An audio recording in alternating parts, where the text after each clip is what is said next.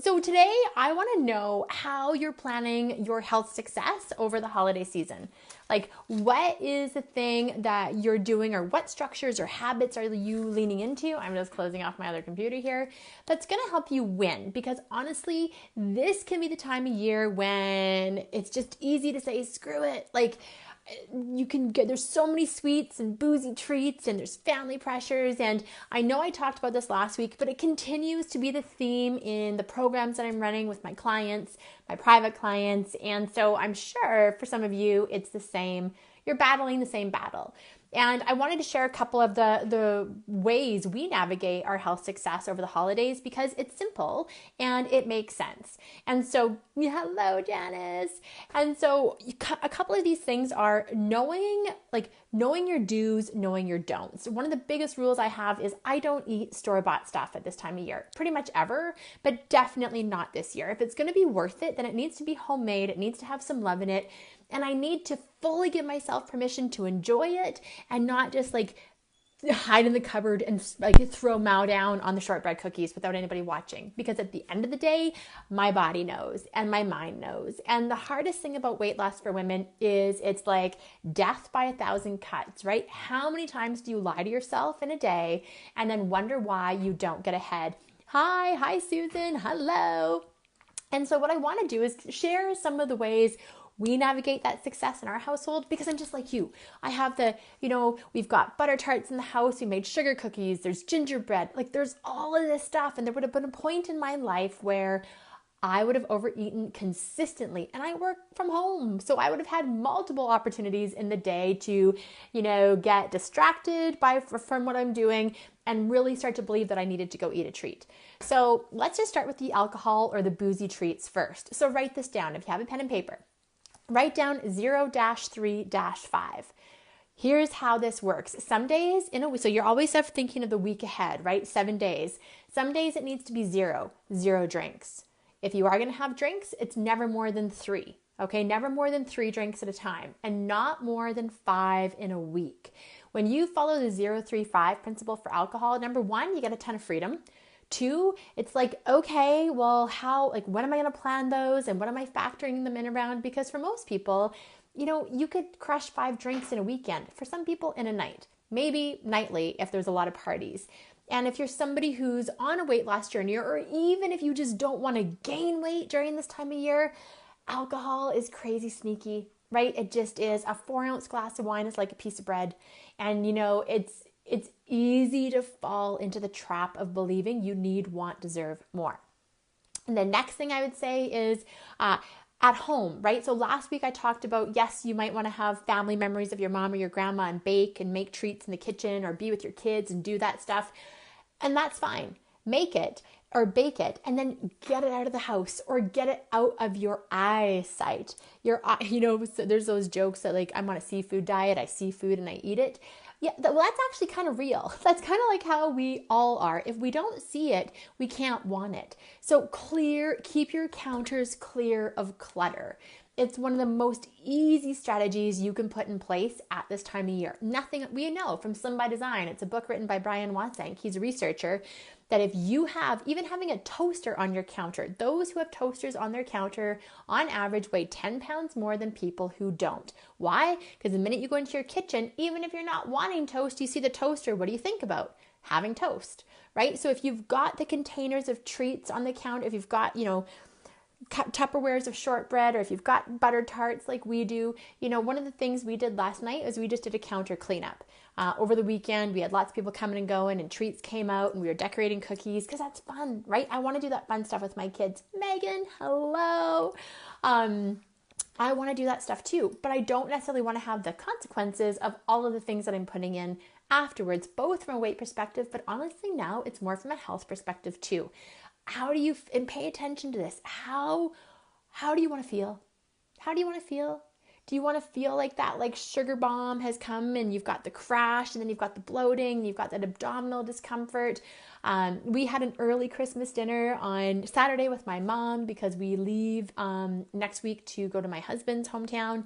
And so, I get the opportunity to have a lot of Christmas dinners over the next week. And then the first one was the other night.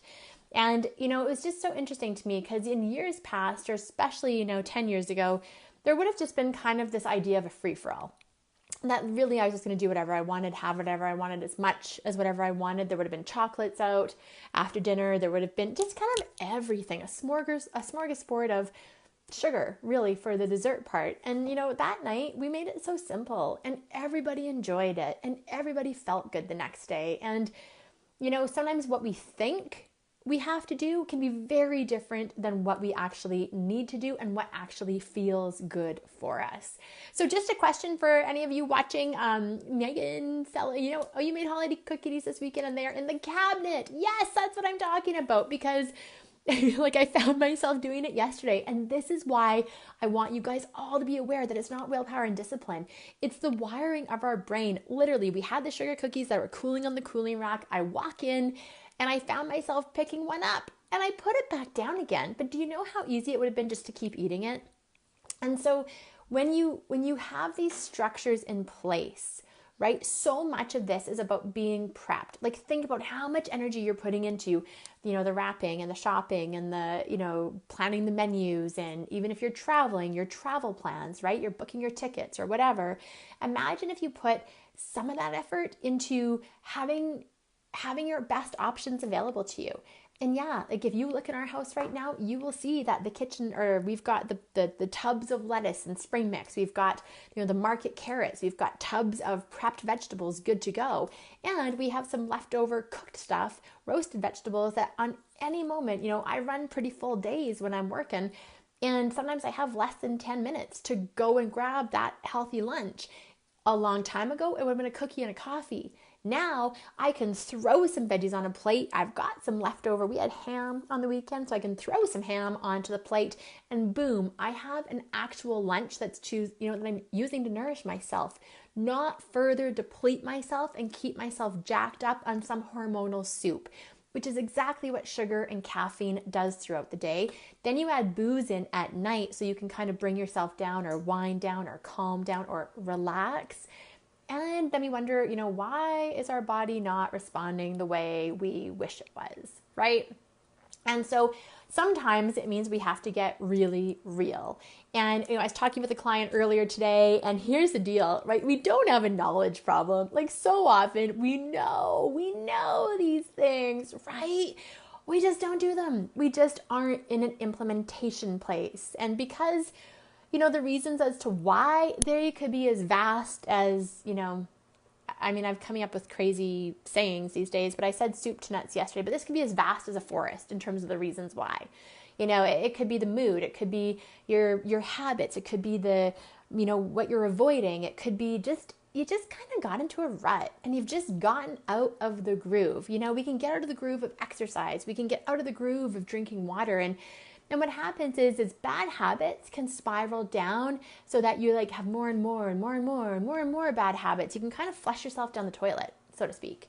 But what happens is the minute you take a stand and you go, okay, I'm going to spiral up, well then one good habit, even the decision to drink more water, less coffee, and less booze, that can start to shift everything because you have your energy. And then that energy allows you to go, oh, actually, I do have some time in the day to get some veggies prepped. Or, oh yeah, I am going to make some tuna or salmon salad for the week. I'm going to make more than what I need for right now. I'm going to make enough to have some for tomorrow or for the kids' lunches. And the idea is that we get to have the energy to simplify. But when you're constantly if you're staying and doing things that keep you in that depleted, stressed out state, is just not fun. It's just not fun. And honestly, at some point we got to decide, what's it worth, right? What's it worth? Because I think I read, a minute on the lips, lifetime on the hips, kind of a funny expression, because it's kind of true, right? Literally we're eating something for just seconds and then we will have, depending on the quantity and the frequency that we're eating this stuff, we're having it over and over. And so what I would say is, get really clear, what are your favorites? What are the favorite things that you really enjoy? And what's the stuff you can just live without? And then don't be tempted. A lot of times when things are not my favorite, and I talk to my clients a lot about not using food as a reward system. I'm we're not dogs. We don't need kibble. Food will never give us the actual reward that we're probably truly craving. And that food can never satisfy that emotion that we seem to be disconnected from or yearning for, maybe that we're hoping somebody else can give us. We got to start looking at how we can create that for ourselves. So, it's December 17th. We've been doing the 12 Days of Christmas in my Academy program, and every day I've been getting on Facebook and, sharing a tip, a strategy, what's been going on, in our house and how we're managing things here. And so I thought I'd share those tips with you as well, because people are really liking them. Right, Megan? It's so true. As lonely as I've been in life and as sad as I've been in life at times, they're just, no amount of wine or chocolate made it go away. It just simply numbed it for a moment. And guess what? It came swooping right back in the minute I was done that stuff. So yeah, there's that piece of it. But some of the tips from our 12 Days of Christmas, are you ready for them? These are in random order. It's who do you get to create connection with? Who do you get to create an intentional connection with today that will ignite joy or infuse joy into the environment, into the connection, into the relationship? And by this, I mean, you get to really decide how you're going to be today and who you get to be. Are you going to be that person who's totally on her own agenda or in her own agenda, getting things done, brow furrowed, shoulders down, getting the tasks done, totally blind to everybody else around you? Or do you want to look up and be like, hey, hi, thanks for holding the door open? Or, hey, talking to the barista as they're making you your coffee, or just connecting with strangers. We are so in our phones right now, especially during busy times of year, that you get to decide. And it could also be, who do you get to connect with in your own family? Hey, Leslie, nice to see you. Yeah, who do you get to create a more intentional connection with in your own family? Other things that we've talked about are clear the clutter to clear your mind. Often there's Christmas decorations, Christmas stuff, wrapping paper. There can be a lot of excess color or clutter and commotion. And even if you just tackle one little spot, maybe it's junk drawer, maybe it's your wrapping station or however your house is working it. But there's probably a place in your home that's been driving you a bit crazy. If you've got kids, maybe it's the toy area or your office. My office is definitely in need of a clutter makeover right now. And when you clear it, it's amazing the peace that comes in. So I don't know if it's Marie Kondo or Feng Shui or whatever, but there's been a lot of research that's been done on physical clutter and mental, emotional clutter. And so, Michael, yeah, Megan, right? Your head has been buried in work for the last 2 weeks. Oh, around the connection? I know. And right, we get to connect all the time, and often we're doing virtual connection like this, right? But there's people that you can say hello to. So that's been really fun. Or if you're out running, what drives me crazy is when no one says hi on the trails anymore. So I'm like that crazy person trying to make eye contact to get a hello. So yeah, that's been the other thing. And then one of the other pieces of the 12 Days of Christmas is, and you don't have to do this verbally, it can be an energetic thing, but who's requiring some forgiveness in your life? Who's requiring some forgiveness? And maybe the answer is you. Maybe, I love when we wind down a year because we really get to be intentional about what we're going to choose to leave behind and what we're going to choose to become at peace with. And I don't know about you, but my years, there's definitely there's not perfection in them.